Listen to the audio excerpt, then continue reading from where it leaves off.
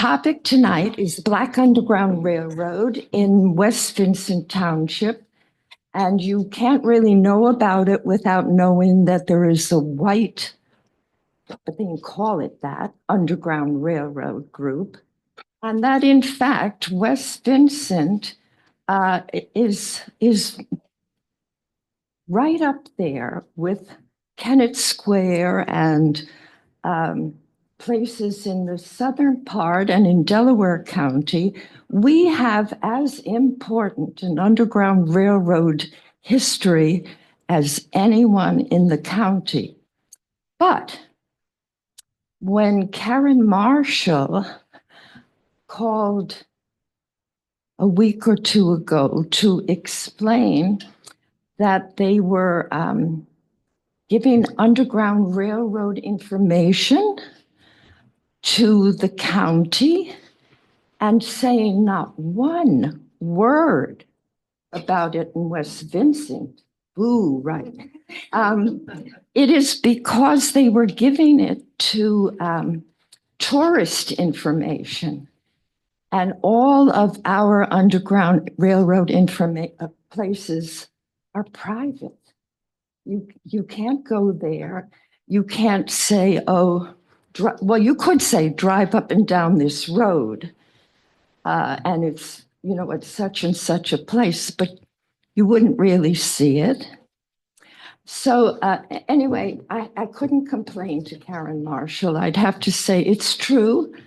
Why don't you move so we don't do that? And then I can see you better. I like to keep an eye on everybody. Yes. I'm an old teacher and I like to see my pupils. In fact, I said I'm accustomed to sitting up on a bar stool so that I can make sure you're paying attention. The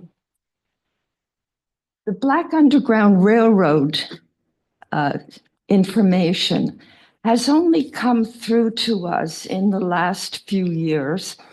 And I have to credit my former partner, Karen Onke, who has died, but she and I worked together, and this was her baby. She was very into the story of the Black Underground Railroad and the Black people who lived at these sites, and it took us a while to prove that it was so. And we finally proved it. I thought we proved it by identifying where these three different groups of people got their properties. And in each case, they got their properties, and it was unusual for Black people to own property, especially in West Vincent Township. They got them all from the members, the Quaker families that definitely ran our Underground Railroad. So when we finally got the end of that, that was the bingo. Even though we assumed from the timing and every so often a name in the diaries of Esther Lewis and so on that named these people, were they the same people? But when we were able to say that those properties absolutely came through the hands of Esther Lewis, her husband, John Lewis, Norris Maris, his daughter-in-law or her son-in-law, and so on, that's how we were able to say for sure. So one day, Karen Onke and I were going over this list, tax duplicate. Very interesting if you like this. 1956, and it has the name in alphabetical order, which helps a lot, because they're not always in alphabetical order. Who owned what property, where the property was, but not necessarily an address the way we write our addresses now. And there were two properties that were called Skunk Hollow, that they existed in a place called Skunk Hollow. And when I said to Karen, "Where's Skunk Hollow?" "Oh," she said, "I live in Skunk Hollow." That's what people always called exactly where I live. And after quite a bit of time, we found that, in fact, exactly where Karen was brought up at her house on Sawmill Road. Most of you probably have not ever driven down Sawmill Road. You should do it. Every time I go down it, I think I see another house. It's very steep.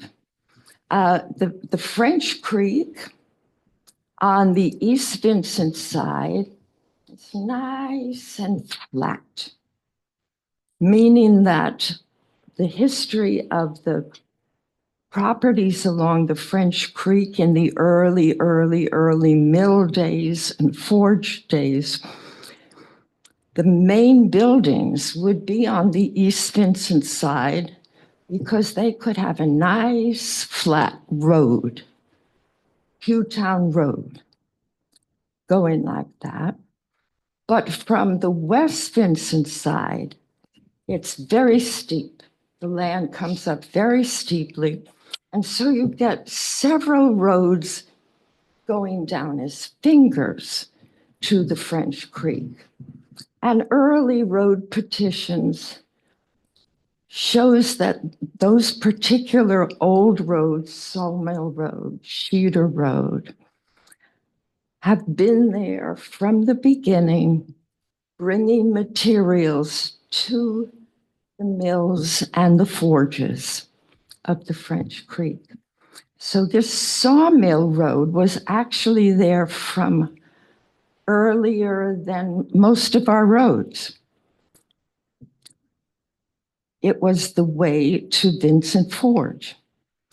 So, and anyway, that was my explanation of Skunk Hollow. When we finally decided that that was an Underground Railroad station run by the Johnson family, Levi Johnson is the first name I get there with his family. They were there for 3 generations. I think that we should change the name and call it Freedom Hollow. That, in fact, Skunk Hollow was a name that was given to it later by people who degraded what were really shanties and shacks that were down there because of the conditions that the Black people were in after the Civil War. They were still there for a while. Near it, if you were, are you with me going down Sawmill Road? Maybe everybody is. Go down Sawmill Road and then turn left on Cook's Glen Road. Go to the end of it. Can't go any farther, but you used to be able to go farther. If you just went from the end of Cook's Glen Road down where it says no entry and so on, there is clearly a drive down there. All our walkers know about this. Just down there is the property of Camp Sankenak. And on the property of Camp Sankenak, we have the property of the Masseys. Oh, yeah, which is going with it. Albert and Amelia Massey. All right. They are recognized. I didn't have to prove anything about them. Chester County already recognized them as running an Underground Railroad site. I don't know if you can see this very well. Yes, the two old photographs of Albert and Amelia Massey that are out of the collection of Chester County Historic Society. Chester County History Center. Correct me, right? They changed their name. And then at some point, 30 years ago, maybe, a Black artist named Lee Carter did some wonderful pictures of Underground Railroad stations, Black Underground Railroad stations in Chester County, and did one of Albert and Amelia. And he put this little Southern turban on Amelia's head, and she didn't have a turban at all. But it makes a really nice picture. I like the picture a lot. It's a good thing I didn't do that, because and that is very much like what the house looked like. Now, at Camp Sankenak, which owns the original of this picture, it's not much bigger than this. At Camp Sankenak, they are very proud of the Massey cabin, and they do a little talk at different times, showing, I don't know, they get a little bit excited sometimes, and they come in with a little show. And anyway, they have the whole story down pat, the Camp Sankenak way. However, we have to accept that they were involved with the Underground Railroad. You don't want me to point out to you that they couldn't have been at it too long, because their ages, unless the census is wrong in the way it recorded their ages, but in 1860 they were about 20 years old. And shortly after 1860, there wasn't much more Underground Railroad going on. Doesn't mean they didn't still help Black fugitives or Black people running away. Don't want to say that this was not an Underground Railroad station. I just want to say, if it was, it wasn't for very long, not compared with the length of time that our Underground Railroad people in West Vincent were involved. The third one. Okay. Family named Jones, Jesse Jones, and his wife Henrietta, and his son, Jesse Jones Jr., lived on Flowing Springs Road, right where the curve is at Janie Lane. Are you with me? Go down Flowing Springs Road and do a hook, right? So there's an important property on the left, an important historical property on the left.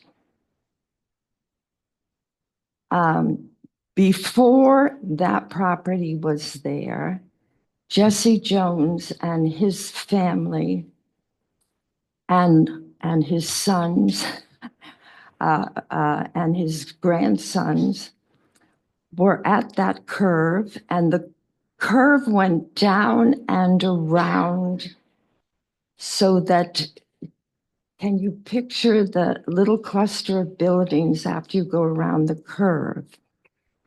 There are two buildings on the left and a White House on the right. Not with me.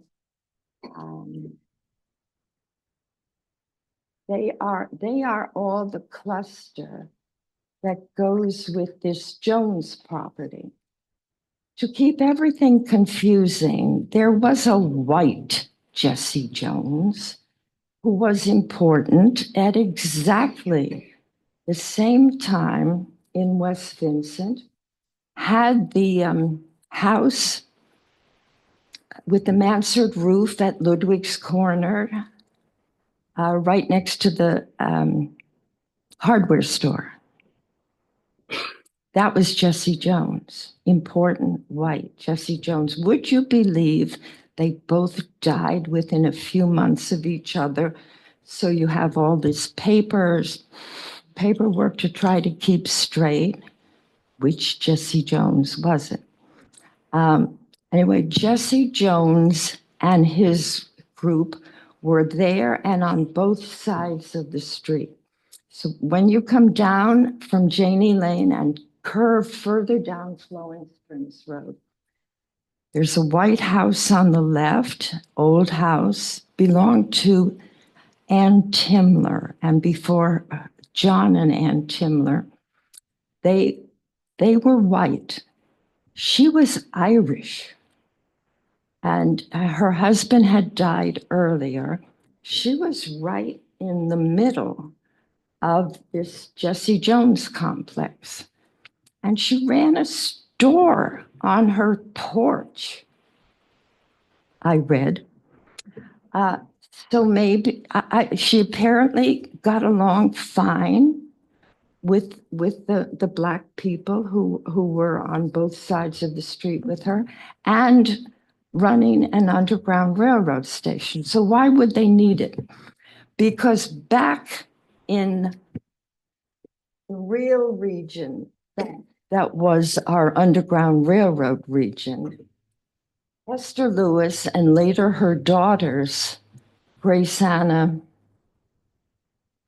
Marianne, Elizabeth, had to find a place to hide all these Black people who were coming, sometimes large numbers of them. In Esther Lewis's diaries, which were very circumspect, she would indicate that she never indicated that she had one or two or three, fugitives. She only would put it in if it was a big number, 10, 11, 12 travelers to dine, or sometimes strangers, 9, 10, 11 strangers. And that was her way in her diary of reminding her when she had these numbers. Where did she put them? What did she do with them? She also was a marvelous, Esther Lewis was a marvelous nurse. In fact, she studied with her younger brother Bartholomew to study to become a doctor. Dr. Bartholomew Fussell is one of the most interesting characters that Chester County ever put out. And he's so interesting that we can even share him with the South, because he didn't always live in West Vincent. However, he lived in West Vincent long enough to have established some of the most important things he did with the Underground Railroad. At the house that he has on Flint Road, that is where William Still, so I have William Still's books here. William Still writes a great deal about Bartholomew Fussell, Esther Lewis, her daughters, Grace Anna, Marianne, Elizabeth. There were 4 daughters. Rebecca was the second daughter, and she married her cousin. That was very common, quite common in Quaker circles, although the Quakers by the time she married her first cousin, had outlawed it. Well, I don't think they said outlawed. Anyway, they forbade it. But there still were some groups that would allow it. So Rebecca married her cousin Edwin, and they went off and had this wonderful time. She was only 17. They went, he was on an abolition circuit, and he gave speeches all over. She accompanied him, and she had one child and accompanied him. And then they were in Indiana with Frederick Douglass was speaking. I see. He's nodding here because this is all, part of the fabric of the story of the Underground Railroad with this particular family. They were at some speech that Frederick Douglass was giving in Indiana, and he was staying with Edwin and Rebecca and her baby, Linnaeus. And a mob came to break it up and to kill him. So they, had a fracas. It was a riot.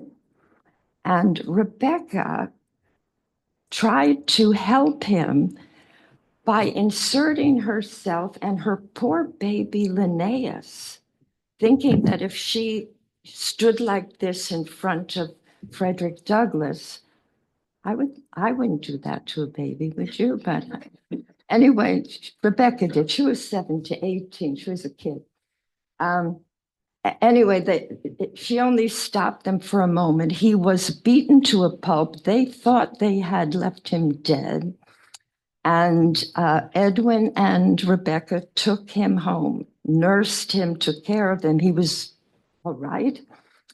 But they had to leave because the anti-abolitionists in that area were out to get them and burn down their house. And so they ended up back home with Esther Lewis. And she at that point, Esther Lewis felt that she was getting old and she had to do something about her unmarried daughter. So she gave 33 acres across the road on Kimberton Road to Edwin and Rebecca. That was what they inherited. And the other 3 sisters, she built Sunnyside, right, which is still there. It's hard to say what's the most important building of the 4 in the complex because they each have their own important story. But anyway, Sunnyside became hers. Esther Lewis married late. She was 30-something when she married because her husband wasn't well. He wasn't well for years. And time passed and she finally got married. Her husband was John Lewis. And within a very short time, she had 5 children. So they seemed to have known what to do once they got married. And even as her 5th child was born, her husband died. Now he apparently had been looking after some Black person in the area who had typhoid or one of those things that they all catch. And he died young, and she was left to take care of everything. Everything meant quite a lot. She had a large property, but they already were looking after fugitives.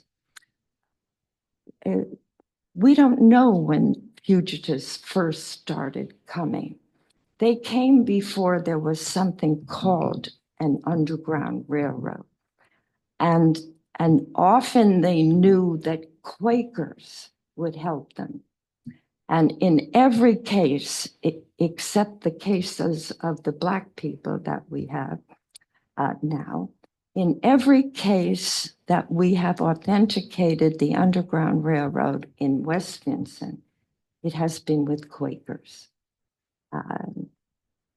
I can't ever prove that your house or somebody else's house that has a story that it was used as the Underground Railroad, because these stories proliferate without, you can never prove that it was not used as an Underground Railroad station. It's hard enough to prove that it was, but it's, impossible to say for sure that a place was not used. You're going to have to come up with something more than the person who sold this house to me told me that. So there we, in every case, it was from them. And I did promise that I wouldn't go way back to the earliest days of West Vincent, when along the French Creek on the East Vincent side, although he owned both sides, was Joseph Rogers. And I have to especially welcome my two East Vincent partners who are here tonight, who hear my stories a little more than they need to, because we are doing a big project, I think it's big, on digitizing the history that was written by Sheeter, Frederick Sheeter's history, which is very, very hard to read, but is actually full of a lot of important history. Fewthy and Cope even pulled a lot of their information is straight from Frederick Sheeter. Anyway, on that side was Joseph Rogers, and he was said to have had a slave or slaves. Imagine coming here and having, no hardware store, no place to bring in anything to build with. So it's said that he first lived in a cave along the French Creek. And that's not unusual. In Philadelphia, apparently, that's how Philadelphia got started. People living where they could, and they made caves and then built something. So Joseph had a slave or slaves in a cave. Were they Black slaves? I don't know. Was there one? How many did he have? Don't know that. But when you go to the, not the census, the tax information, the tax people didn't call them slaves. They taxed him for having a servant, one servant, which could have been an indentured servant, didn't have to be a Black slave. Nevertheless, he was a Quaker. And so from those earliest days, we are seeing the possibility that, that fugitives had come here, stayed or didn't stay, and were helped on their way. north. All right, where am I?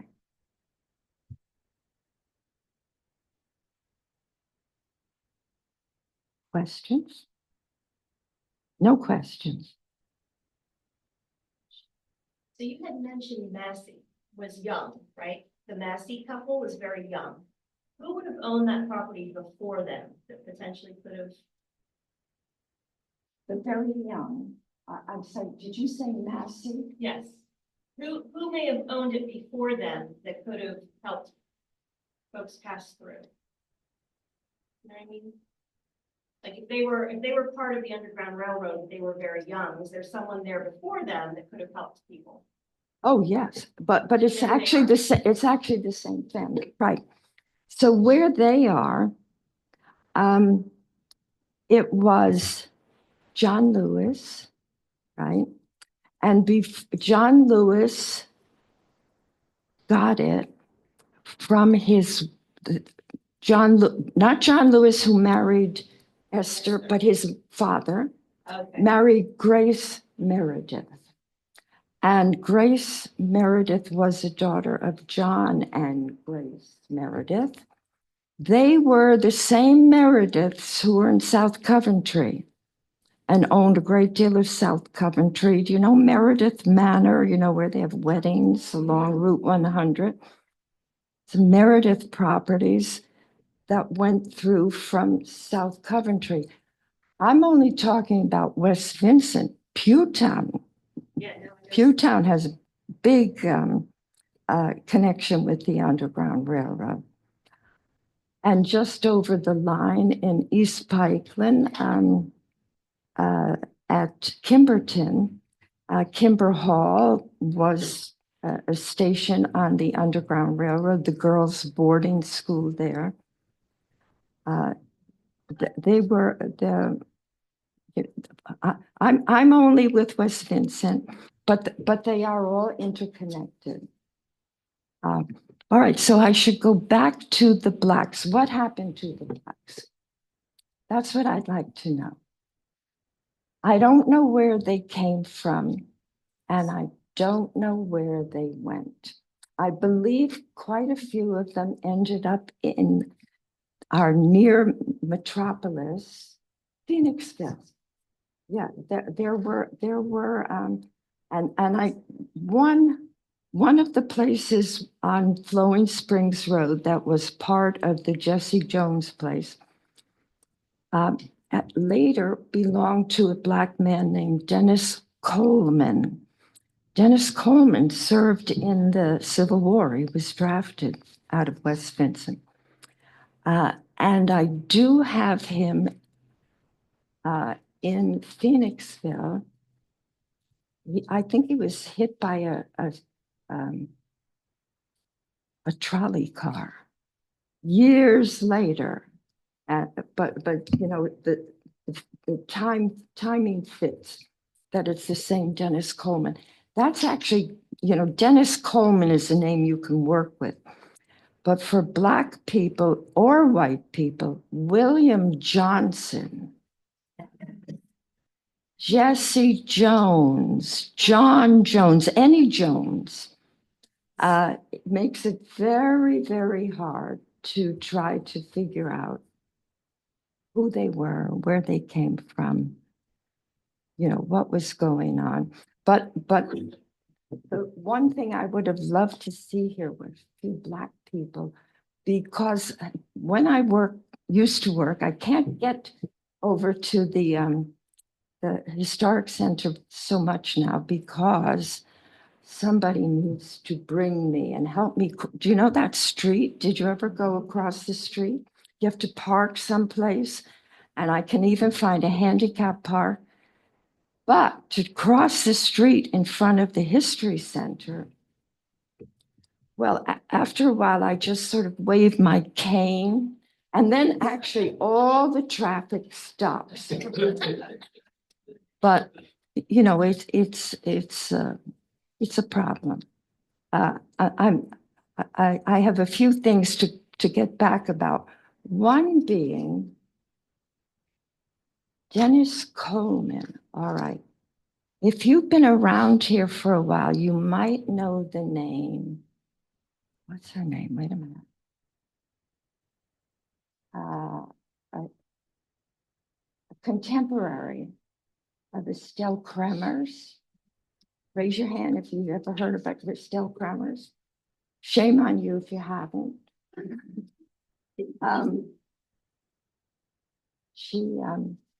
She wrote Clegg, Miriam Clegg. Miriam Clegg used to live in West Vincent, but she did most of her writing and her research out of Phoenixville. And she has this interesting bit that she wrote about the Underground Railroad in Phoenixville, but also in West Vincent. And she talks about Charles Moore. Well, I know Charles Moore. Don't I know everything about Vincent Baptist Church and Vincent Baptist Cemetery? He was the minister of Vincent Baptist Church, the first one, for 40 years, has an enormous big monument up in the cemetery, Charles Moore. And then maybe there was another minister in between. Then there was his son, Charles Moore, became minister again. And Charles Moore, Vincent Baptist Cemetery built a parsonage for him. Just out here on Route 100. Now, if you know where Vincent Baptist Church is, it's not here. It's not the St. Matthew's Church. It's down and around, at least a mile away. That wasn't unusual. St. Matthew's here, its parsonage is all the way up at Anselma. It's interesting. It's interesting. Anyway, it's in all the materials out of the church that they were building him this parsonage, but it's not the parsonage that's there now that was built in 1860 something. They built the parsonage across from at Elaine's Flowers. You know where Elaine's Flowers is? Not the barn, but the house was the parsonage. When I check who owned that at different times, not Charles Moore, his name's not on the chain of title at all, but in the 1860 map and 1873 map, if you look there, you will see Charles Moore. But it was owned by Robert Miller, who was across the street and on the corner of Black Horse Road. So you have to make things up. You have to resolve this. Maybe Robert Miller lent them the land, and the church built the parsonage, but it was never in Charles Moore's name. So Miriam Clegg had written this thing saying she did not know because no one knew the location of Norris Maris's house or Charles Moore's. Charles Moore, the minister of Vincent Baptist, had, according to her, with no backup, that it had been used as an Underground Railroad station. I don't think he was ever a Quaker, but he might have started out as a Quaker. He did change his religions a few times. He's in Futhi Co. Anyway, one thing just leads to another, that there's always something new to learn. So if someone would drive me over to the History Center. I need to study Charles Moore a bit more. Maybe it's in there. They're closed right now. No, they're open now. They only close in January. I talked to them.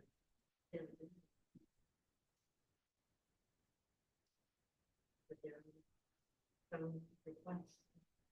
And they'll look and see what they have and get back to you. Which they did, but, They won't when I let you, said, they no, won't we're let you open, go in people and would come in and- March 1st, so I don't know, we're in the March, maybe.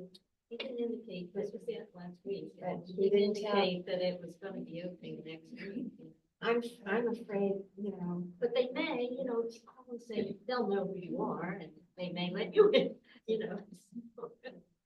used to know. Well, that's a problem. Sorry. So the Massey's owned land in 1860. The Massey's owned land in 1860, which is very early for a Black couple to be able to buy land. What made this area so open to Black people? Was it the Quakers that lived in this area?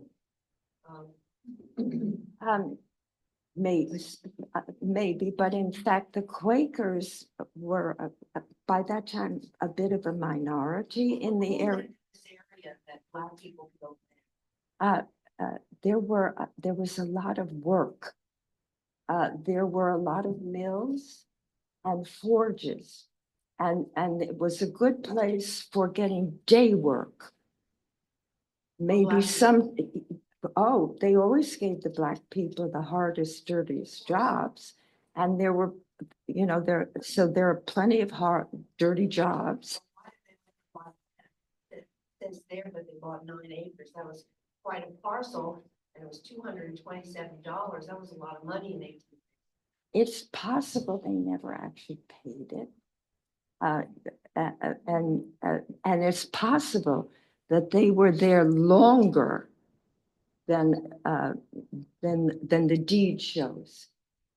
That's very common for everybody around it. Before 8. Mhm. But that doesn't change their age. Doesn't change their color either. I mean, how could they get land? How could they get 9 acres? What was the atmosphere here? They got theirs through Norris Maris's family. Okay, Norris Maris, also a Quaker,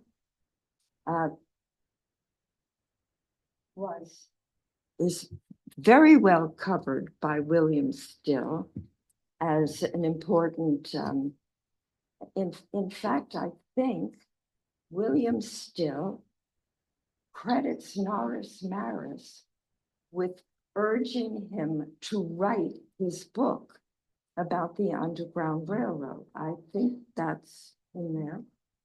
That's the other thing. I mean, how did this area become an Underground Railroad? What was the pull here? Nancy Webster is an important Underground Railroad writer, researcher, and she said it's the terrain, that the area around here was very good for secreting people. Also, you could slip them into the mills where they worked and the forges where they worked. And often they only worked for a period of time in order to make enough money to carry on the trip to Canada. Some stayed, obviously, but in fact, most of them were here just for a while. Norris Maris lived with Esther Lewis. They all look so terrible in their pictures. Norris Maris worked for, he lived with Esther Lewis. Although her house looks a good size, you wouldn't believe how many people were stuffed into it. And definitely two families. To begin with, she had her brother Solomon and his wife and children and lots of them were born there. They black? They black or white? They were white. They were all white. So they were helping the railroad, is what you're saying. Norris did everything. And in the house, right, okay. Do you want Esther Lewis's? No, Norris, do you have Norris Yeah, Maris's? Norris Maris lived at Esther Lewis's house for about 20 years with his wife and his growing family. And he was a conductor on the Underground Railroad. That's the house that he bought along Kimberton Road. And that's the barn that goes with it. And he also bought the ones on the corner. Wait a minute.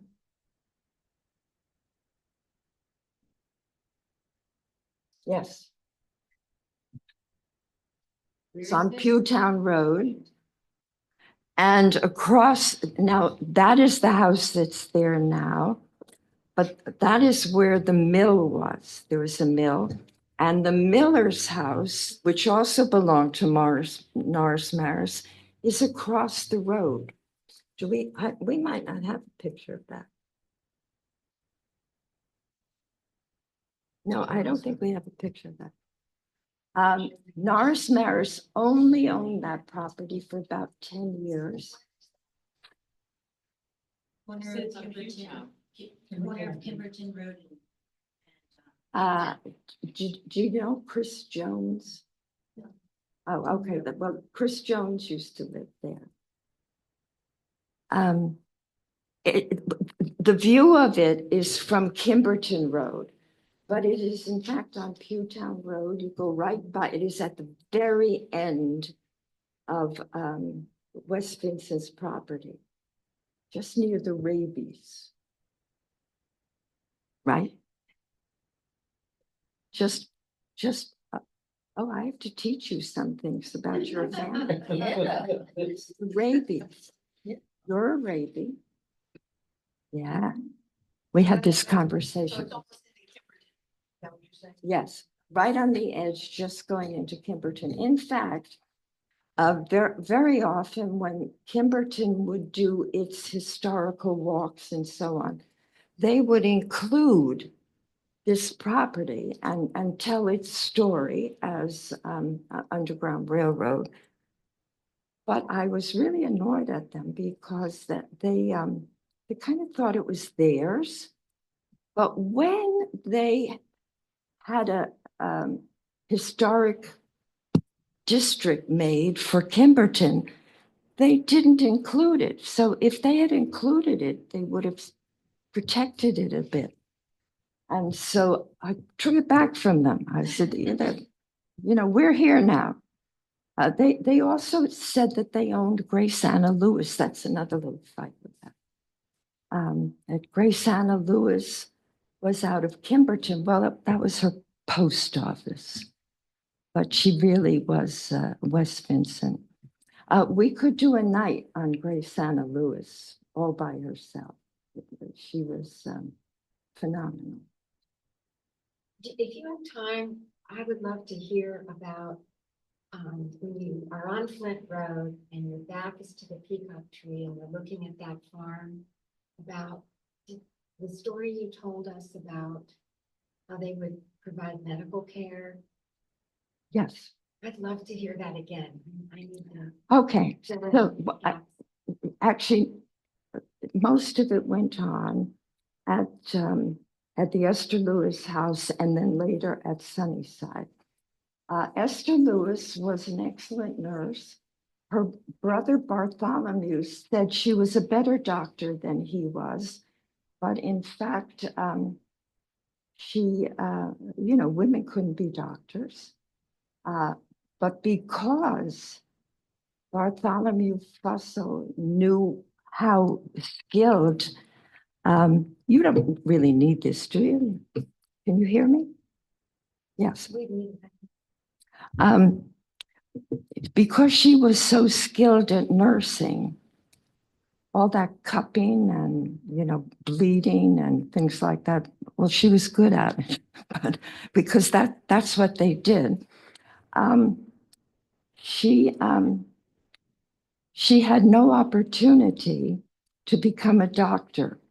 And so at the house on Flint Road, where Bartholomew Fussell lived for a while, he gathered several doctors from Philadelphia and his niece, I think Rebecca, Edwin's, the one who married Edwin, and began the first conversations that led to the first women's medical college in Pennsylvania, in Philadelphia. In fact, Edwin Fussell was the first director of it, and Rebecca became one of the first women doctors, the second sister. But all the while that the Underground Railroad was operating, they knew, and this was in their real period, when they were actually more organized, the organized Underground Railroad, which is 1830s, 40s, 50s. Before that, it was just less organized. But it got to be definitely a route. They did things a certain way.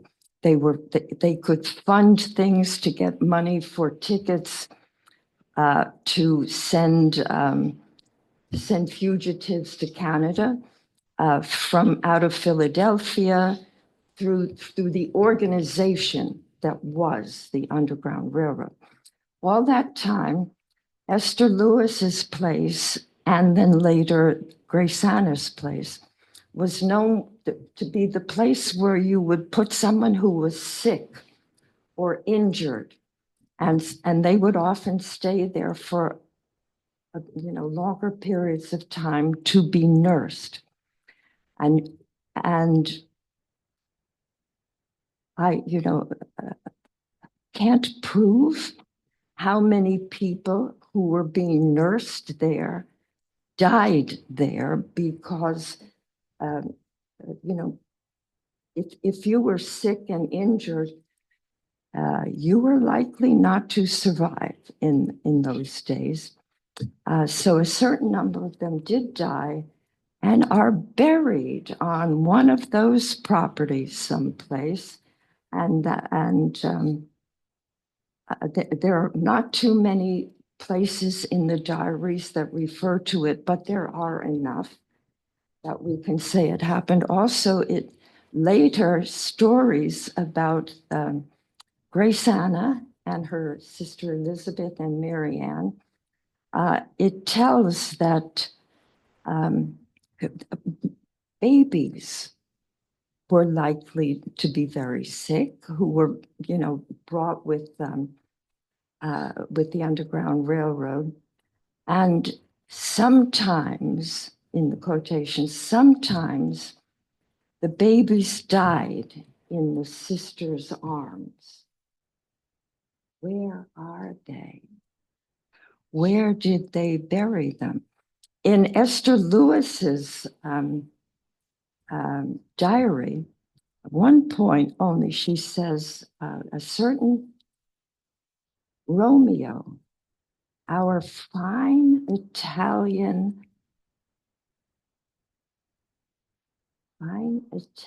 stranger,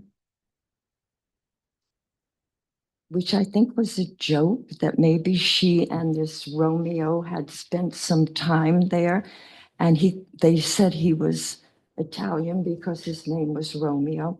if they only put one name in, Romeo, no last name, it's likely it was a slave that they only had one name.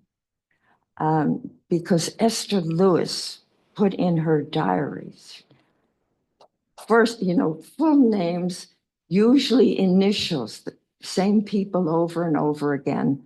After a while, your head is nodding. Swarthmore Quaker Library saves all these things.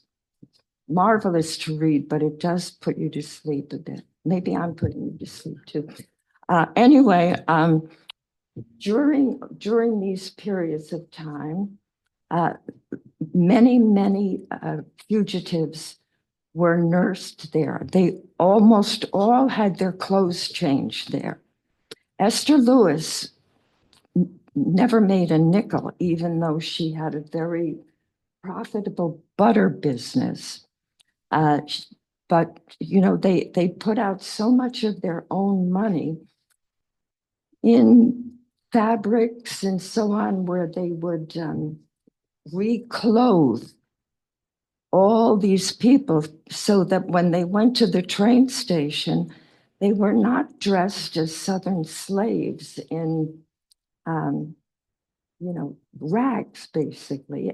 Even if they've been well dressed, having been on the road for that long period of time, they would be in bad shape. So, where am I with lost? Have I answered your question? Yes. Yes, yes. I wanted to hear more about that house and medical treatment, and I knew they had to bury some, but I just couldn't imagine. It was that Esther Lewis also had a brother-in-law and sister-in-law who were mentally deficient. They had mental problems. And when her husband died, she inherited the property. And when he inherited the property from his father, he also inherited the responsibility of taking care of these two older siblings of his. And you could do a study on treatment of mental people in the 19th century Quakers, and I don't think you would think very much of it. But anyway, they most of the time they kept them in the house. They were very disruptive, and there was one was an older sister, an older brother. So they kept them in the garret. The attic space apparently could be broken up into rooms, and there were three rooms up there. And I know this from Esther Lewis told so many more of her stories through her letters. She wrote many letters to family members in different places, fortunately, that we've gotten back.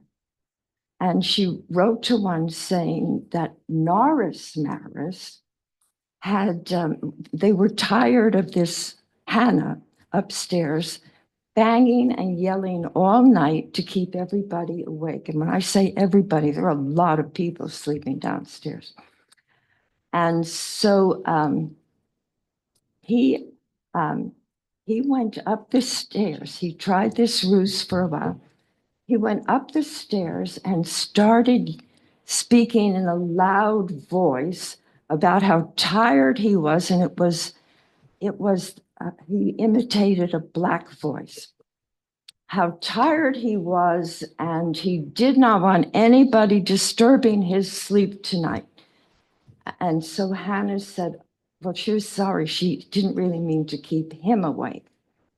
So he would stay there a few minutes, and with his shoes off, tiptoe downstairs, and they would have a few nights of peace for a while until she caught on. That made us realize that it was expected by Hannah that there would be Black people in the third bedroom.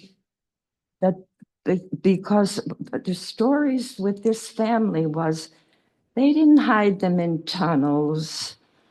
They kept them in the house. Maybe, in fine weather, they might have been in the barn, but for the most part, they had they slept in the house with everybody else. I'm going to stop here. I probably could go on forever, but it's 8 o'clock. Isabel, with your map there, did you want to maybe point out where some of these places are Yes. Okay. before you wrap up? And I did this now.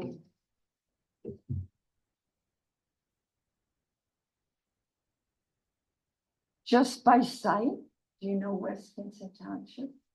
Some do, some don't. So this is the Underground Railroad section. These are the most important properties. And up here, that's the Norris Maris section.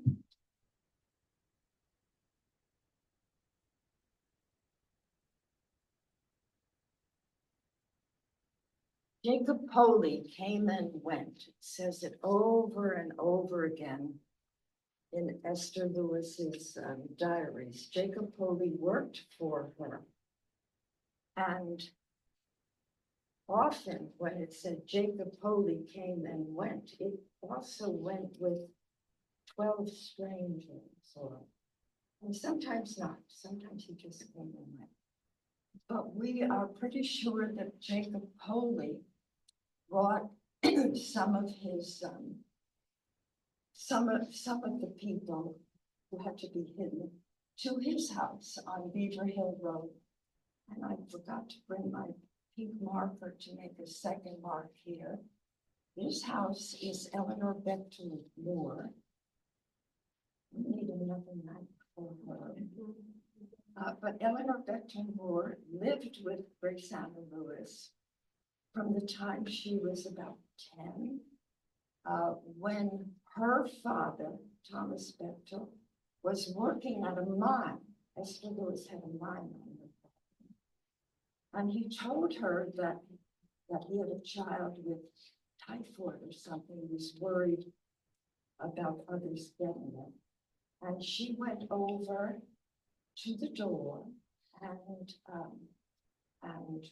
Eleanor Bechtel opened the door, went home with her and never came back. I mean, she always lived, Eleanor Bechtel always lived with Grace Anna, and when she was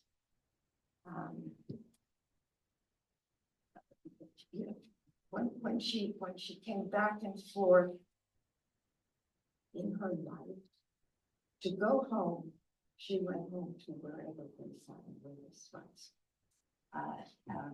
She later became the head of the orphan school at Yellow Springs. That's her wedding gown. It belongs to the society, and she made it herself. It's supposed to have a Quaker shape. I think it's beautiful. And okay, that's Jacob Poley's house on Beaver Hill Road, just down the road from Eleanor Bechtel Moore. I failed to put the Massey house up here on the French Creek. What have I forgotten?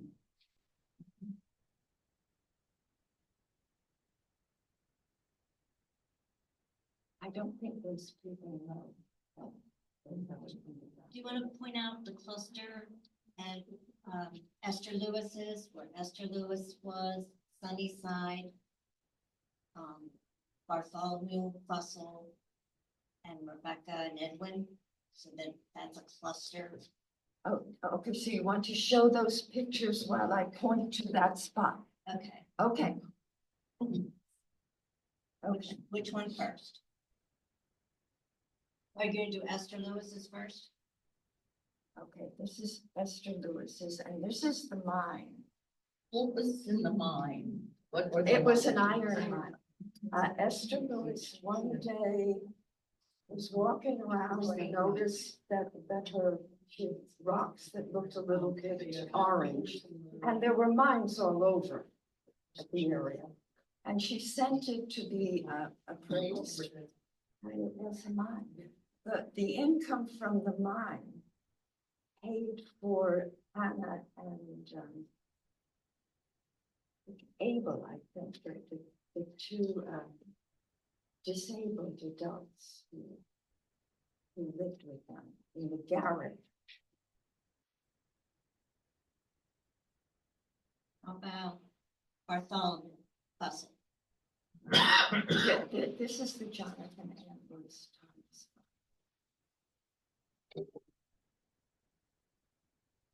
That has changed some today, because the barn has been rebuilt. It's a new Yes. barn.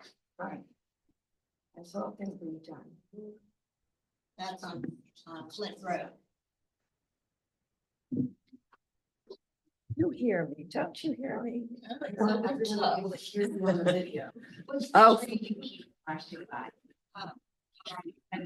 What video? Is on Esther's property. Surprise.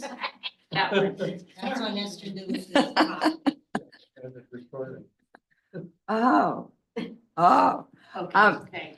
There, actually, when we did the Underground Railroad tour, you needed really a lot of energy to do that one. But the tree was everybody's favorite thing. There's a sycamore tree on the property, and it shows signs. It's so old. It shows signs of where Indians had girded it for whatever reason that Indians did things like that. It is actually a big Indian area. How do I know that? Sheeter. No, Bush. yeah, Sheeter does talk about the Indian mounds here, but I think we have more archaeological information about remains and things that are found there. And in fact, there are mounds on the property lying farther back that were talked about from before that. And, you know, they are Indian mounds. And Frederick Sheeter in 1846, thank you, when he was writing his history, had heard about these Indian mounds. And so he went up there and counted them, 26. He counted a certain number, he put it in there. Although even by then it was reckoned that there had been more and they had been plowed over because Indian things were considered in the way. Wouldn't want them to disturb your, anyway, those mounds are back behind these properties. Fortunately, quiet, private, nobody there. Whether anybody can do anything with them in the future, I don't know, but they're as protected as they can be for the moment. Then maybe Hickory Grove, which was Which road? Hickory Grove, which was Edwin and Rebecca's. Right. All right, now, we took this photograph of Edwin and Rebecca's house at Hickory Grove. That's what they called it. Obviously, because there were lots of hickories. And apparently there still are out in the back. And it's across the street here. It's this property, 33 acres. And it was, did anybody know Michael Jugan? Yes. Oh, It was Michael Jugan's property. Oh. So actually, when I told Michael Jugan that he had an Underground Railroad house, he said, "Oh, I think you're wrong." And I said, "Oh, I can prove it," because the chain of title goes right back to Edwin and Rebecca, and then the Lewises before that. So they didn't know that. And Michael died some years ago, and the house suddenly disappeared one day. It was knocked down without permission because they didn't know you needed to have permission to knock down a historic house. So that was the end of that. We have some good photographs, and they have, you see in the lower picture, the little shed building. All right. So they say,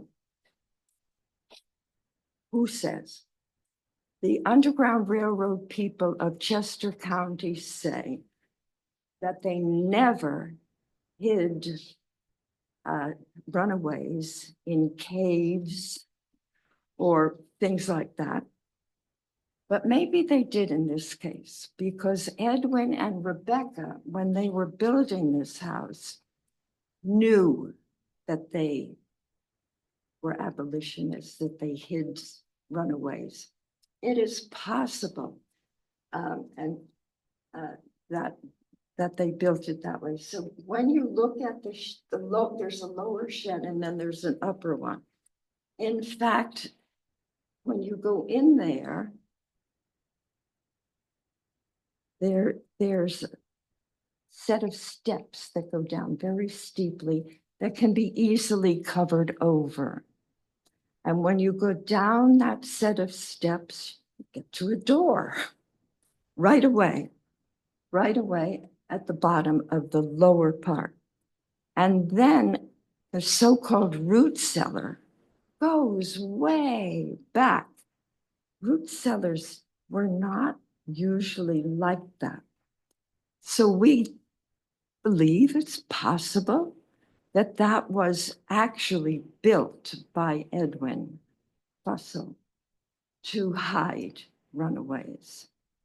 And we got them to not knock that down, but the house was knocked down. The house that is there now looks a bit like that. They used the same foundation, and there we are. It is possible that if they had put in for to take it down, that they may have made enough of a case that it needed to be come down. But we didn't get a chance to do that because it was just suddenly taken down.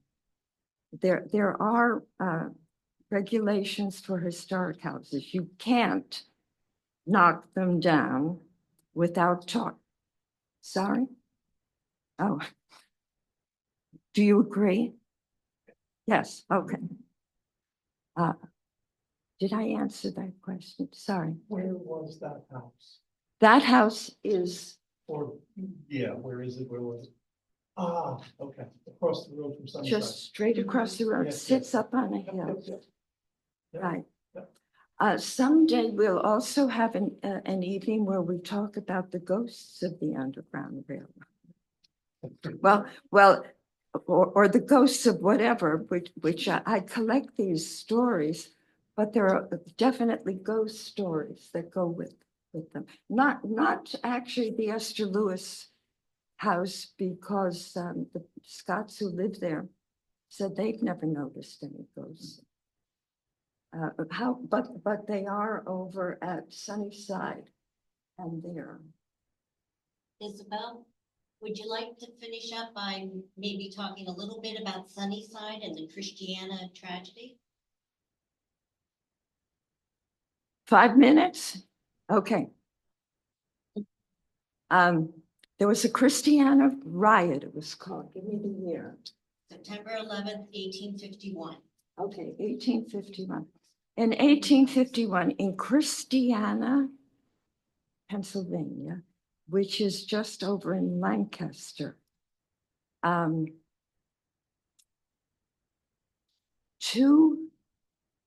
father and son, slave owners, came looking for their slaves. And maybe one of their slaves was actually in this particular house. And they got the sheriff. They didn't go just the two of them. They went with Muscle. And it was the law of the land that you had to return slaves. That, you know, even if they are in a free state, if someone comes for them, you have to turn them over. So the 4 men who were in this particular house were armed. And during the ensuing fight, the slave owner was shot dead. First time ever that slaves had defended themselves with guns and killed a slave owner. The man's son was wounded, but I think not badly. So it was a terrific case. They escaped. They escaped with local Quakers who hustled them away someplace, 4 men. And they stayed somewhere in the area around Christiana the first night. For the second day, they were given to Bartholomew Russell, who brought them to Grace Anna. The entire area, every place was hunting for these escapees, and they spent their second night in a room on the 3rd floor that could be locked from the inside. And apparently you can still find that door. There's only one room up there, old door, and it can be locked from the inside. So actually, Grace Anna, we would really need a night for Grace Anna. Grace Anna was, like saints, they're stubborn and fearless, just fearless. Maybe she didn't know how much, they knew how much trouble they would be in if they were caught. That, they would lose their property, they would go to jail. And anyway, it wasn't very long before those 4 men were in Canada. The Underground Railroad got them there. They spent their second night at Sunnyside. And now I'm going to say thank you very much. You've been very good. Okay.